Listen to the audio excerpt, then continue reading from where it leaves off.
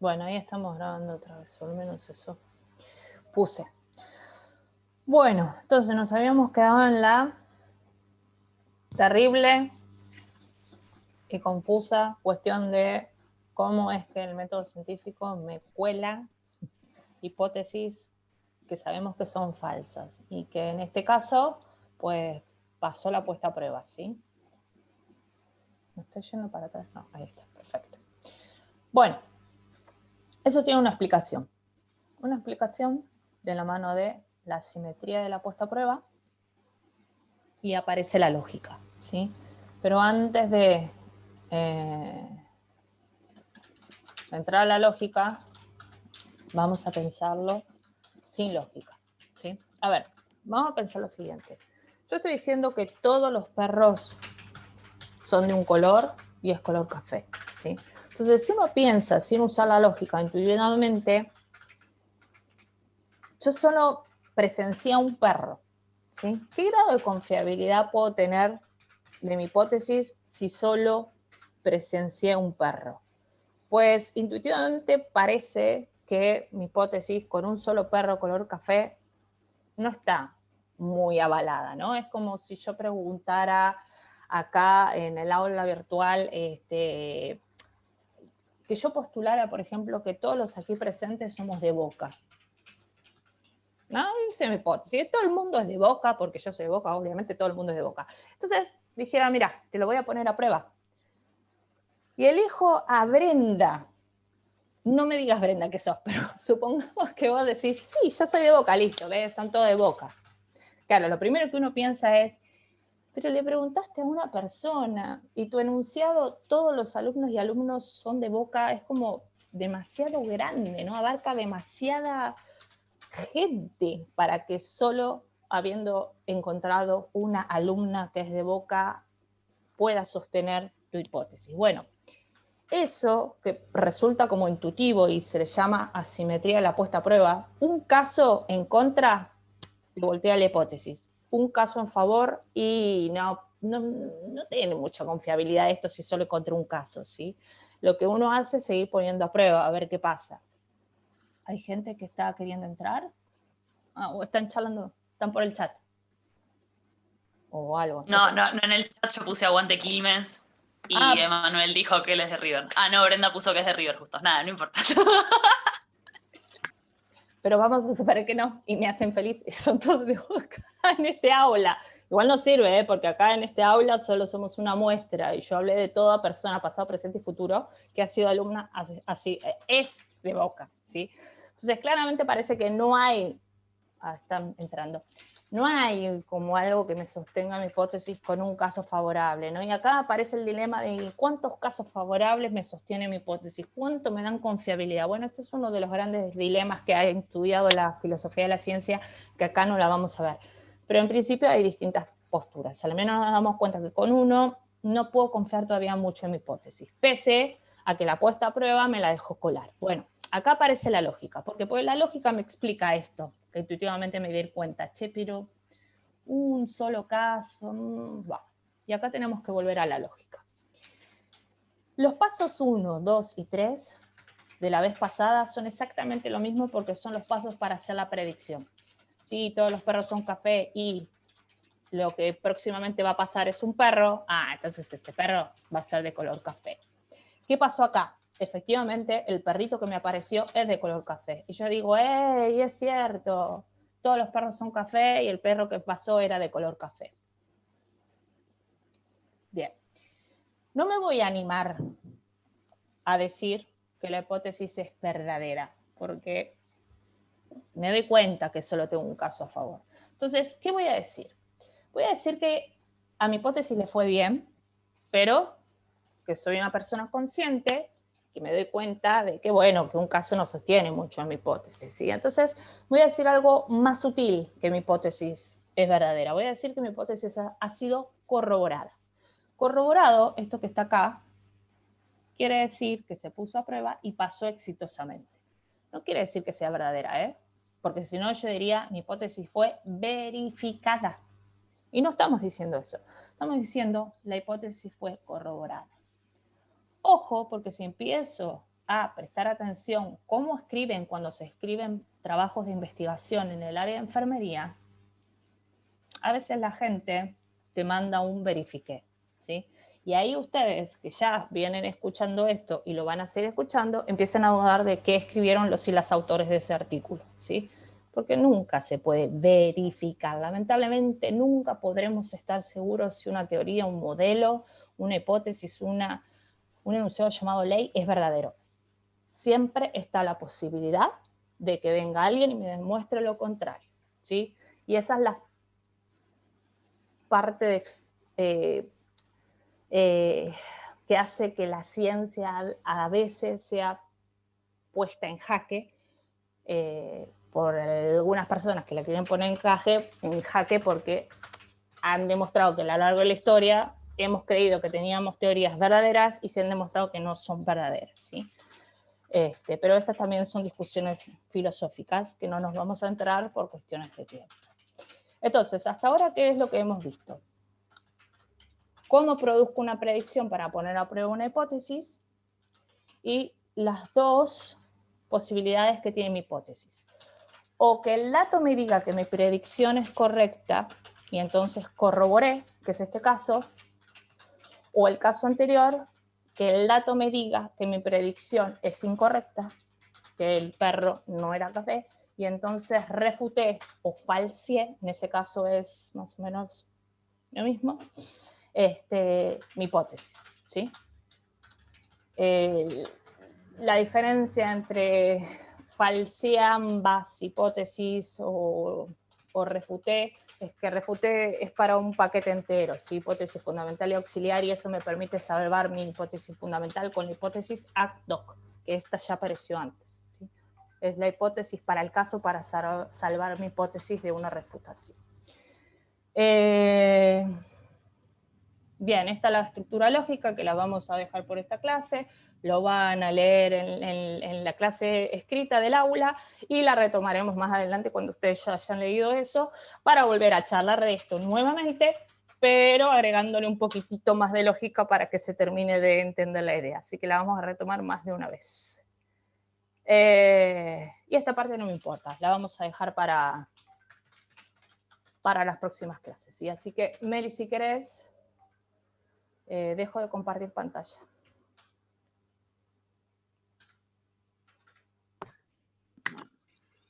A ver, voy a ir abriendo. Mientras, si alguien quiere hacer alguna preguntilla, duda, mientras que Meli busca. ¿No? ¿Listo? No.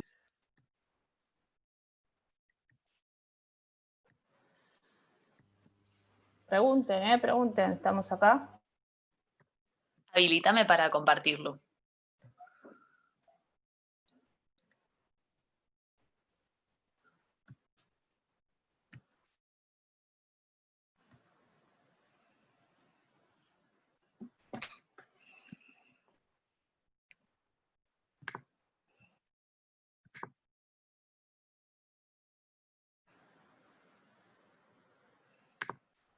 Ahí va, ahí me deja compartir.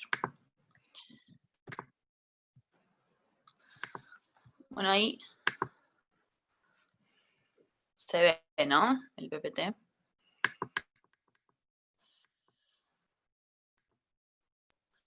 Sí. Ahora yo no voy a ver el chat, así que... Sí, se ve. Joya. Bueno, la última vez, no sé si se acuerdan, habíamos visto esto de las perspectivas y las miradas. Y terminamos hablando de por qué las palabras eran importantes y por qué los conceptos son importantes, que podemos retomar lo que dijo Lu hace unos minutitos nada más. ¿Por qué no es lo mismo decir que algo está verificado? Upa, dime.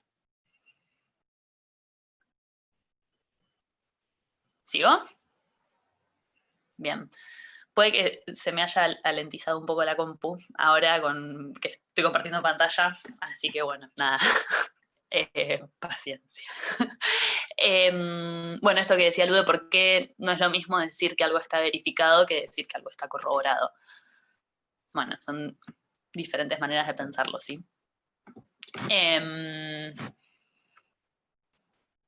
Bueno, habíamos hablado de qué es contenido y qué es estructura. Y bueno, en esta segunda parte van a venir un par de preguntas que son bastante, que se las estamos haciendo a ustedes para que puedan empezar a apropiarse un poco de este proceso que estuvo viendo como Lu más en profundidad, que es si encontraron problemas en sus trabajos durante la pandemia y cuáles fueron esos. ¿Qué se les ocurra? Desde falta de insumos al principio hasta, no sé, falta de disponibilidad de otras personas para cambiar el turno, tener que hacer doble turno. Hubo una docente de otra materia en la que estuve yo, por ejemplo, que hubo 2 semanas que tuvimos la cursada muy complicada porque tuvo que hacer doble turno porque su compañera se enfermó con COVID. De ese tipo de problemas, en la práctica hay un montón, ¿sí? Y ahora lo que nos estamos proponiendo es en esa práctica cotidiana, sobre esa práctica cotidiana, empezar a hacernos algunas preguntas. Y como vemos, surgen un montón de problemas en las prácticas cotidianas y podemos enumerar varios. Esta es una primer parte, ¿sí? De empezar un proceso de investigación. Después, ¿se animaron a hacerse preguntas respecto de ese problema? Cuando ven algún problema, ¿se les ocurrió preguntarse? ¿Qué preguntas se hicieron? ¿Qué cosas se preguntaron? Quizás por qué sucede, a quiénes les sucede, ¿sucede lo mismo a tales personas o a otras? ¿En qué momento sucede? Un montón de preguntas nos podemos hacer respecto de eso. Después, si eligen alguna de esas preguntas, ¿sí? Por ejemplo, ¿a quiénes les sucede? ¿O por qué sucede? Pongamos, ¿sí? ¿Por qué sucede que una persona tiene que hacer doble turno? ¿Sí? Porque una compañera se enfermó. ¿Se les ocurre alguna posible respuesta a eso? Y esa posible respuesta, que podría ser algo muy extenso y desarrollado, ¿se puede resumir en una oración corta y simple? ¿Se puede resumir en un enunciado, como vimos recién que contó Lu? Una vez que contamos con ese enunciado o con esa posible respuesta a la pregunta surgida del problema inicial que vimos, ¿sí? ¿Qué experimento nos propondríamos llevar a cabo para ver si esa posible respuesta que se nos ocurrió era correcta o no? Bueno, en este experimento, lo importante que tenemos que pensar es dónde sería que haríamos el experimento, cuándo sería y qué es lo que vamos a hacer. Acuérdense que cuando estamos metiendo el dónde y el cuándo, ya hay algo que nos está hablando de situarlo en tiempo y espacio, ¿sí? Entonces, si recuerdan, yo para que vayan hilando cosas de a poco, lo que dijo Lu antes, de qué van los enunciados generales que hablan de presente, pasado y futuro y hablan de todo, hay algo del experimento que nos obliga a situar y a hacer de eso algo singular. Una vez que realizamos el experimento, lo que nos restaría hacer, para ver cómo sigue todo esto, es analizar los datos que obtuvimos de eso. Y ahí sí, una vez que lo realizamos y tenemos los datos, va a haber 2 opciones. Con los datos en mano y viéndolos, ahí podemos recién sacar conclusiones. Y no va a haber mucha vuelta para las conclusiones, va a haber 2 opciones, ¿sí? Si lo miramos de esta manera. La idea que tuvimos de posible respuesta va a ser o correcta o incorrecta. No puede ser correcta a medias ni incorrecta más o menos. De la manera en la que lo estamos viendo en la cursada va a ser o correcta o incorrecta. Hay solo esas 2 opciones. Y ahora, bueno, les fui tirando algunas pistas en el medio, ¿sí? De hecho, lo planteé así al principio. Pero ¿podríamos pensar a todos estos pasos como un proceso de investigación científica? ¿Qué cosas sí nos suenan a investigación científica de todo esto y qué cosas no? Después de todo esto, que les desarrollé antes, les cambié los nombres a las cosas. Se los cambié por los conceptos que vemos en la cursada. En lugar de posible respuesta, les puse hipótesis. En lugar de experimento, les puse toda la puesta a prueba. les hablé de los análisis de datos. En lugar de decir la respuesta fue correcta o incorrecta, les dije resulta corroborado o resulta refutado. La elaboración de la teoría. Al principio vemos un problema. ¿Qué es ver un problema? Bueno, para ver algún problema en algún momento tuvimos que observar cosas y tuvimos que ver que había algo ahí que nos cerraba. De ahí lo vemos como problemático. Y a partir de eso después surge la pregunta de investigación. Hay como todo un desarrollo ahí. Que acá vemos más o menos el pasito a paso de cómo va siguiendo toda la cuestión, ¿sí? Lo que desarrollamos recién, lo que desarrolló Lu, en realidad, son todos los pasos que están adentro de la puesta a prueba. No sé si se escuchó o lo escuché solamente yo, pero toqué un botón mal y me sonó todo. Bueno. Eran los 5 pasos de la puesta a prueba. Que como dijo Lu, no existen en realidad los 5 pasos. Para que podamos aprenderlo en una cursada, en términos pedagógicos, digamos, lo vemos como 5 pasos, que están todos metidos ahí adentro. Bueno, y acá viene para volver a todo lo que estábamos diciendo antes, ¿sí? Porque volvemos a todo lo de la clase anterior, pero bueno. Estamos todos, no entiendo nada, como la nena. Claro, claro, porque te quedás como, ok, joya, ¿y qué tiene que ver todo esto que me decís ahora con los lentes, que me dijiste la vez pasada? Tipo, estás con un principio de algo esquizoide, ¿qué te está pasando? Bueno, no, tiene que ver. La relación que tiene todo esto para entenderla, lo que yo les propongo es ir a la diapositiva 4, que a ver si me sale esto, porque nunca me sale, pero me parece que sí. Bueno, volvemos a esto. ¿Qué es lo que estamos viendo de cerca y qué queremos empezar a ver con otra perspectiva? Los procesos de investigación científica. Bueno. Y en el mapa que vimos recién, con todos los memes agrupados, ¿sí? Empezamos a ver el proceso de investigación científica. En lugar de verlo posicionados desde adentro, en el hacer, empezamos a alejarnos y podemos empezar a ver todo el recorrido, podemos empezar a ver el entramado, todo lo que implica un proceso de investigación científica, y podemos empezar a dimensionarlo desde afuera, podemos empezar a ver cuál es la estructura que opera en todo ese contenido. A ver. Bueno,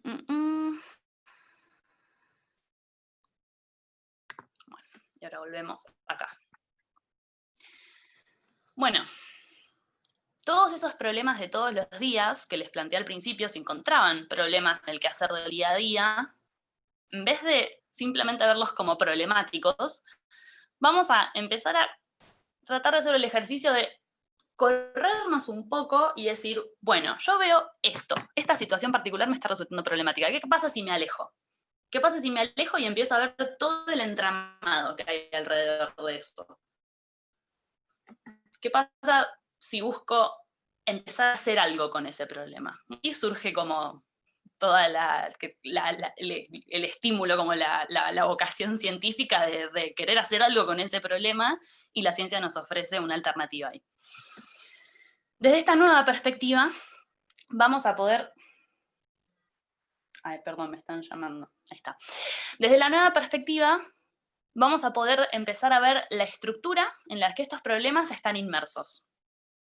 Y las palabras nuevas que vimos en la diapositiva 15, que era ese mar de palabras nuevas, hoy empezamos a entender un poco por qué son tan importantes. Empezamos a ver por qué nos ayudan a ver de otra manera, por qué nos ayudan a ver otra estructura. Bueno, nos ayudan a ver la estructura, en realidad, para llamarlo de esa manera, de la manera en la que veníamos charlando.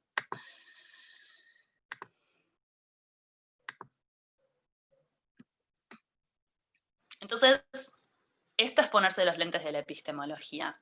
Es, con un nuevo vocabulario, ponerse los lentes, correrse, mirar de lejos y empezar a ver el entramado.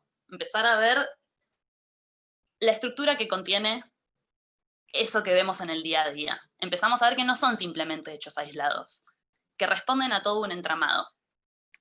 Bueno, muy lindo todo, pero ¿qué corcho es la epistemología? ¿Qué es esa palabra tan extraña? Que yo al principio me confundía con epidemiología, porque empieza parecido, pero no es lo mismo. Por suerte ahora también con la pandemia se estuvo hablando mucho de la epidemiología y empezamos a poder distinguir qué son esas dos cosas. Epistemología es una manera de decir, acá Lu sabe mucho más de dónde viene cada una y todo eso, pero es una manera de llamar a la filosofía de la ciencia. Hermoso, ¿qué corcho es la filosofía de la ciencia? Bueno,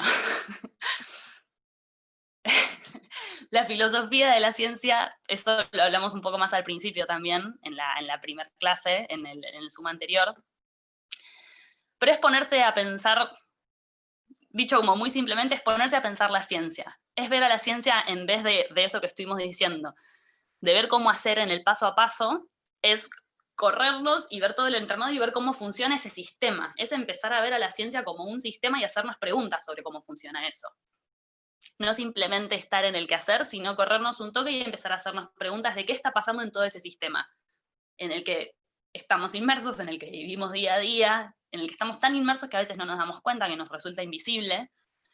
Es empezar a dimensionarlo, empezar a verlo, y empezar a ver que cada cosa que hacemos en nuestro día a día, en el laburo, en todos lados, pero acá nos interesa mucho lo que sucede en el laburo, más para quienes laburan en enfermería, porque es la carrera que estamos cursando básicamente, empezar a ver que eso también forma parte del sistema científico. Y desde qué lugar podemos hacer un aporte, y vamos a hacer un aporte como futuros profesionales, ¿sí? Entonces, lo que estamos buscando hacer en la cursada es aprender a ponernos y sacarnos los lentes, para mirar los procesos de investigación científica desde diferentes miradas. O a veces nos cuesta mucho hacer el ejercicio de mirar científicamente o mirar filosóficamente, pero al menos entender que no es lo mismo y empezar a buscar pautas que como que nos den idea de cuándo estamos mirando científicamente, o sea, cuándo nos sacamos los lentes para ver de cerca, ¿sí? Y cuando nos ponemos los lentes para buscar mirar de lejos, que sería mirar filosóficamente. Y ahora volviendo a la diapositiva 9 otra vez, allá atrás, pero acá tengo la pregunta. Tan importante es que como enfermeros, enfermeras, enfermeres podamos ver dentro de las estructuras que trabajamos todos los días, porque ya verán que es bastante tedioso, lleva todo un laburo, requiere mucha abstracción, es algo que decís, yo vengo cursando toda una carrera, viendo todo de determinada manera, ¿para qué me tenés que hacer ver esto? ¿Para qué pensar todo esto? Que de a ratos cuando estamos cursando decimos como, ¿para qué vemos todo esto que está tan alejado de la realidad, del día a día? En el día a día esto no me sirve. Bueno, en realidad sirve y un montón, porque nos empieza, esta mirada más desde lejos nos ayuda a empezar a dimensionar que eso no es algo individual, que tiene que ver con algo colectivo y que dentro del sistema científico, el colectivo de enfermeros, enfermeras, enfermeres, somos un actor muy importante. Y ahí empieza a calar mucho la mirada social y política, que esto ya estuvimos hablando también en la cursada anterior. Cuando hablamos de estructuras, no nos referimos a los edificios, o sea, a esas estructuras en las que trabajamos todos los días. En realidad estamos hablando de nuestras estructuras disciplinares o nuestras teorías científicas. ¿Disciplinares de quiénes? De enfermeros, enfermeras, enfermeres, ¿sí? Nuestras propias teorías. ¿Conocemos teorías enfermeras? ¿Se acuerdan de alguna? ¿Conocen a alguien que haya escrito una teoría enfermera? ¿A qué autores se retoma mucho, o autoras, a lo largo de nuestra carrera? ¿Lo aplicamos eso en la práctica? Cuando vamos a hacer nuestra práctica en el hospital, o en el centro de salud, o en donde nos toque, ¿somos conscientes de que aplicamos esa teoría? ¿La aplicamos realmente o en realidad nos acoplamos al laburo de otros profesionales que plantan su teoría con más fuerza? ¿Tiene lugar la teoría enfermera en la práctica cotidiana? Sí, totalmente. Sí, Aplicamos, totalmente. porque para llegar a Ok. un PAE necesitas esos métodos científicos, como el de Nancy Roper o el de, creo que es eso, ¿no? Nanda. O sea, hay unos fundamentos que ya están estructurados, que es, bueno, tal cosa relacionado con, manifestado por, no sé, calculo que a eso te referís, no sé. Hay algo de todo eso. Sí, hay algo de todo eso, de lo que les estoy preguntando. Y es verdad que el PAE es lo que más se ve en la carrera, y en todas las carreras MetaPAE, eso es cierto, sí. Sí. Bueno, y esta manera de hacer práctica en base a una teoría. Porque ¿para qué sirve la teoría? Un poco, bueno, para pensarnos y para establecer como cierta metodología y ciertos fundamentos de laburo, ¿sí? Más que nada el fundamento. ¿Qué dicen estas teorías sobre nosotros como colectivo?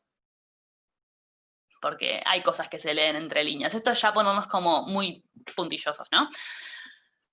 Pero bueno, a veces quizás lo único que rescatamos es el PAE, porque nos sirve mucho ahí, en la práctica, como para entender más o menos lo que estamos haciendo, para saber qué viene primero, qué viene después, bueno, hice esto porque, y pum. Pero quizás no nos ponemos a pensar tanto disciplinarmente a la enfermería. Y a veces suena hasta medio paradójico, que si leyeron el texto de Azpiazu, van a ver muchas cosas que nos dejan como colectivo de enfermeros, enfermeras, enfermeres, medio como descolgados. Como medio de a veces no tener mucha idea en dónde estamos parados, como individualizar mucho nuestro laburo, no crear como redes colectivas de trabajo y de organizaciones profesionales también. Algunas hay, pero bueno, medio disgregadas y bueno, nada, algunas como problemáticas que surgen, ¿no? Todo esto lo digo porque analizarnos disciplinarmente es una herramienta más que tenemos para mostrarnos y para buscar transformar la realidad en el ambiente científico, ¿sí? Por ejemplo, y después aplicarlo también en la práctica cotidiana.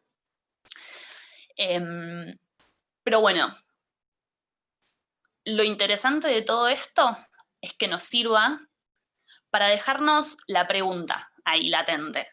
Dejar de hacer simplemente por hacer, o hacer, pero hacer y preguntarnos también. ¿Por qué hacemos lo que hacemos de la manera en la que lo hacemos? Vamos a ver que nuestra estructura disciplinar, que es lo que le decía recién, le da un sentido al contenido, que es eso que hacemos todos los días en una práctica enfermera, y es lo que estamos buscando empezar a dimensionar ahora.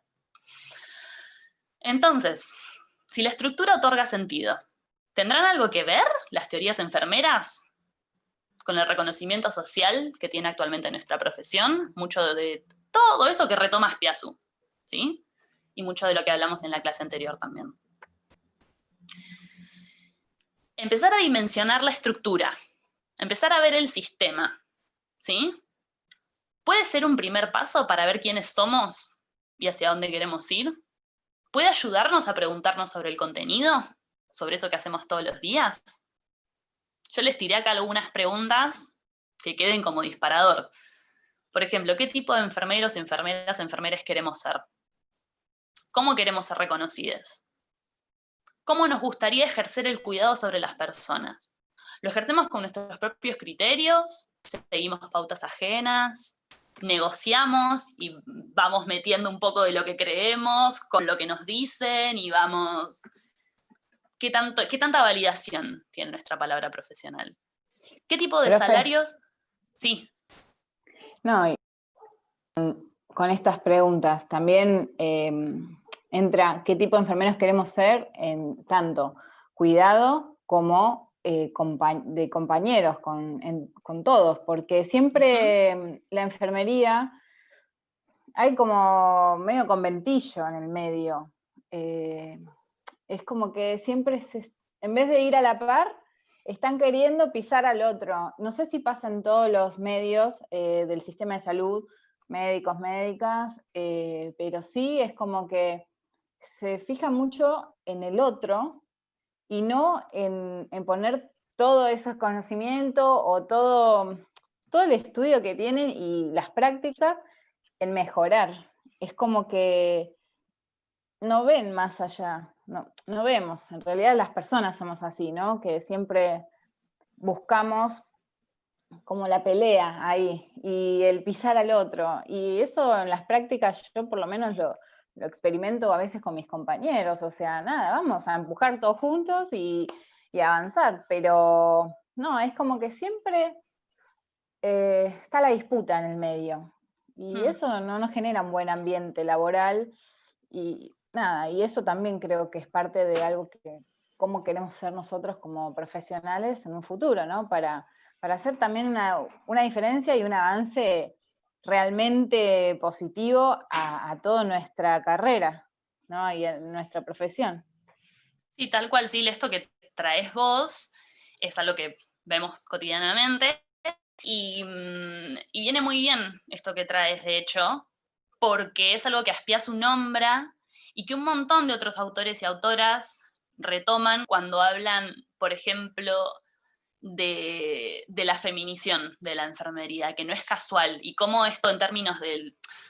Porque eso que vos ubicas como algo hostil o de competencia, ¿por qué existe esa competencia? Hay algo muy asociado a la feminización de la profesión y cómo genéricamente se les enseña a las mujeres o a las identidades feminizadas o a las profesiones feminizadas a competir. Porque si competís abajo, le funcionará al poder eso, en un punto.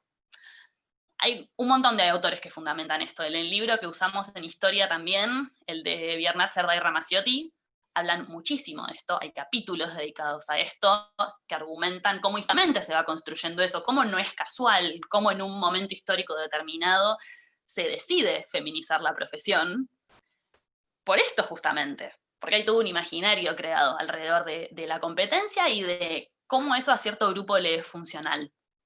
También porque cuantitativamente, si nos ponemos a pensar también lo que retoma Azpiazu, somos, no sé si, bueno, creo que somos la fuerza laboral cuantitativamente más grande dentro del sistema de salud. Somos es la que, enfermería es la que más personas tiene dentro del sistema de salud. Las otras profesiones también son un montón, pero bueno, enfermería somos un montón. Entonces, no es casual. Hay un montón de cosas operando en el detrás de escena, que las empezamos a ver cuando tomamos esta distancia, que terminan teniendo un impacto muy fuerte en la última pregunta que hago, los salarios, las condiciones laborales, ¿sí? En todo esto. Entonces, obvio que no es casual, y poder empezar a alejarnos un poco de lo cotidiano y a ver cómo se mueve, cómo funciona la estructura, cómo los componentes que están ahí se articulan y van funcionando, nos ayuda a empezar a hacernos preguntas y a dejar de manejarnos medio ilusoriamente y empezar a entender cómo movernos más estratégicamente, adentro también, para poder obtener cosas tan básicas como que nos reconozcan como profesionales, ¿sí? Y que no nos caguen a balazos o a palazos en el medio de la capa para pedir que nos reconozcan como profesionales, ¿sí? Claro. Cosas tan básicas como esas, que están sucediendo hoy en el día a día. Bueno, y este es el cierre, que si creemos que esto es importante, que pensar en este tipo de cosas es importante para los enfermeros y las enfermeras, entonces van a poder entender por qué estamos cursando esta materia, ¿sí? ¿Por qué es tan importante ver todas estas cosas más teóricas, ¿sí? Este es el detrás, el por qué existe esta materia. Bueno, para empezar a tomar un poco de conciencia de cómo funciona todo en el más allá cuando nos salimos simplemente de la mirada individual del día a día. Lu. Que queda ya poquito. Sí, igual acá ya esta es la última. Y ya terminamos. Está buena esta discusión, lamentablemente, son los 4 minutos. Y bueno, y por eso es que nos vamos a tener que empezar a poner los lentes de la epistemología, para poder llevar la discusión a otro plano y empezar a posicionarnos diferente como profesionales. Sí, también creo, algo chiquitito, viene desde ahora, o sea, nosotros estamos cursando en la universidad para ser mejores profesionales y compañeros y empujar y hacer una diferencia, ¿no? Si queremos que nos reconozcan como profesionales, también como personas tenemos que poder evolucionar un poco más, porque creo que viene de ahí, ¿no? De un aprendizaje anterior a la práctica. En parte sí, y esto es súper personal, pero creo un poco el rol de la universidad también es mostrarnos eso, no siempre es previo. Yo creo que hay algo de la universidad que nos tiene que enseñar también, que es importante que haya espacios como esta materia, podamos aprender, por ejemplo, a funcionar como colectivo. Claro, Y claro, no pensarnos sí. simplemente individualmente. Eso es uno de los grandes aprendizajes que yo tuve en la universidad, al menos. Yo cuando empecé a cursarlo miraba todo más individualmente y después empecé a dimensionar la importancia de no verme solamente a mí misma como estudiante, sino entender que somos un colectivo de estudiantes, de profesionales. ¿Por qué? Porque cuando las demandas o cuando las reflexiones son colectivas, toman otra fuerza. Y con otra fuerza te empiezan a oír más. Cuanto más licenciados y licenciadas con especializaciones, luego con maestría y luego con doctorado, la posición en el sistema de salud y en el ámbito de lo social cambia, ¿sí?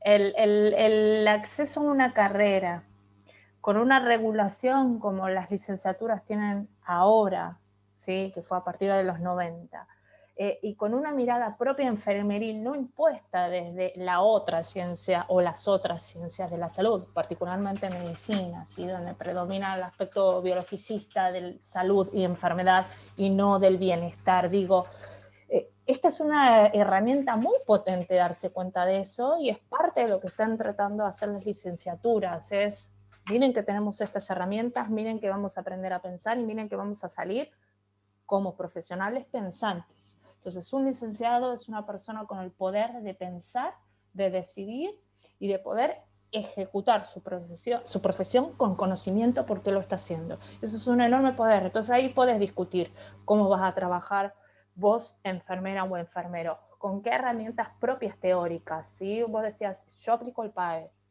Bueno, ¿y el PAE qué es lo que metía dentro del PAE? ¿Utilicé la ciencia biomédica o utilicé la ciencia enfermera?